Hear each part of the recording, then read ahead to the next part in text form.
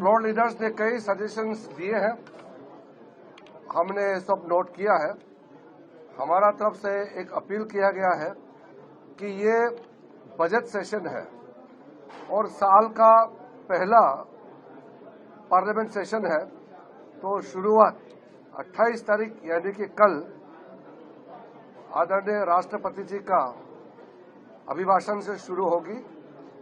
Joint session of the parliament कल 11 बजे तय किया गया है और 29 तारीख को इकोनॉमिक सर्वे पेश किया जाएगा और 1 तारीख जो तय किया गया है नरेंद्र मोदी जी का सरकार आने के बाद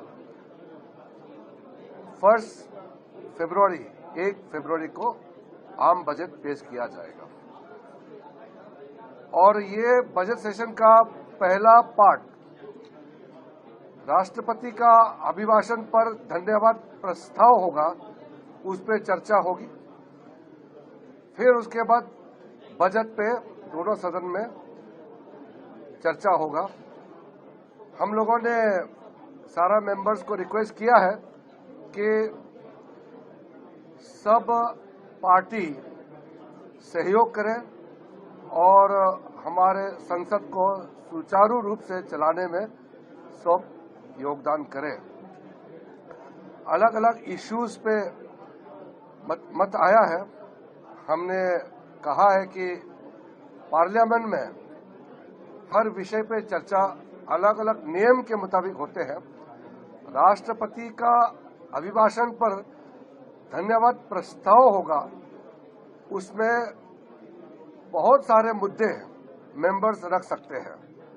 उसके बाद आम बजट पर जब चर्चा होगा तब भी पूरे मेंबर्स को फ्रीडम है कई मुद्दे पर चर्चा करके अपना बात रखने के लिए। टोटल 51 मेंबर्स और 39 पार्टीज का ये बैठक है और 39 पार्टीज का प्रतिनिधि ने अपने अपने पार्टी के तरफ से यहाँ बात रखा है। मैं फिर से अपील करता हूँ सारे पॉलिटिकल पार्टीज के फ्लोर लीडर्स को कि हमारा भारत का लोकतंत्र दुनिया का सबसे बड़ा लोकतंत्र है। पार्लियामेंट्री डेमोक्रेसी, संसदीय परंपरा जो हम कई सालों से स्थापित करके दुनिया के सामने में दिखाते आए हैं, उसको हम बनाए रखें।